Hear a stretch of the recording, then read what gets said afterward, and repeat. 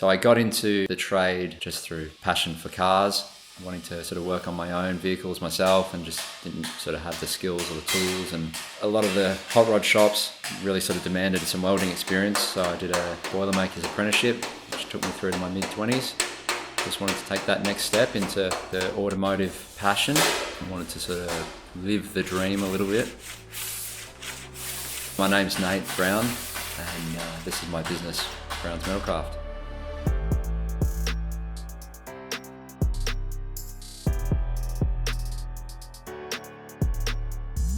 Really, it was just watching the next step down the fabrication path as well.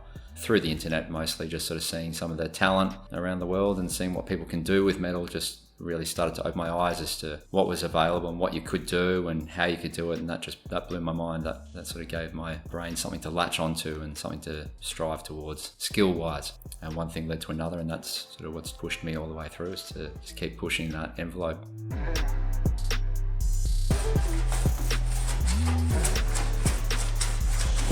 There was definitely something early on about not being able to do it that sort of drove me to having to learn how to achieve that sort of that black magic, I guess. When you develop any skill enough until you kind of develop some confidence in yourself and start to think, all right, well, I can kind of do this better my way or whatever it is.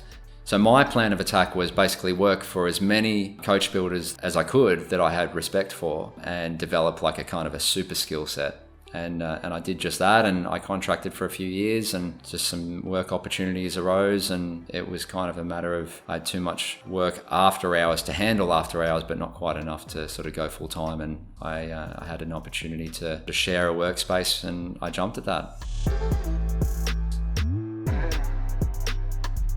Ever since then, I've just tried to combine that good skill set with modern business ethics, I guess, and one thing's led to another, and it's just grown naturally and organically, which is the way that I wanted to do it.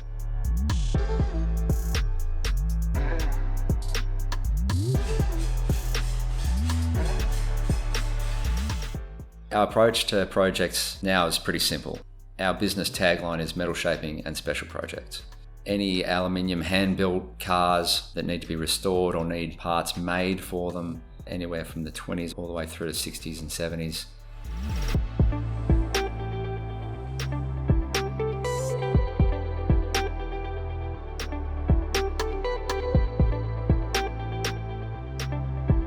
So now I'm really enjoying taking on some difficult projects and keeping that quality level high and pushing them through to completion and getting them done. So really helping people is good now. We get a lot of rectification work where there's a lot of horror stories out there in the automotive industry now. So being able to help and sort of give back is that's very special. And we find that throughout the process of taking these cars on and then having them leave our shop file finished, I think that's really special, and our clients think that they're very special as well. So being able to have a helping hand in that means a lot.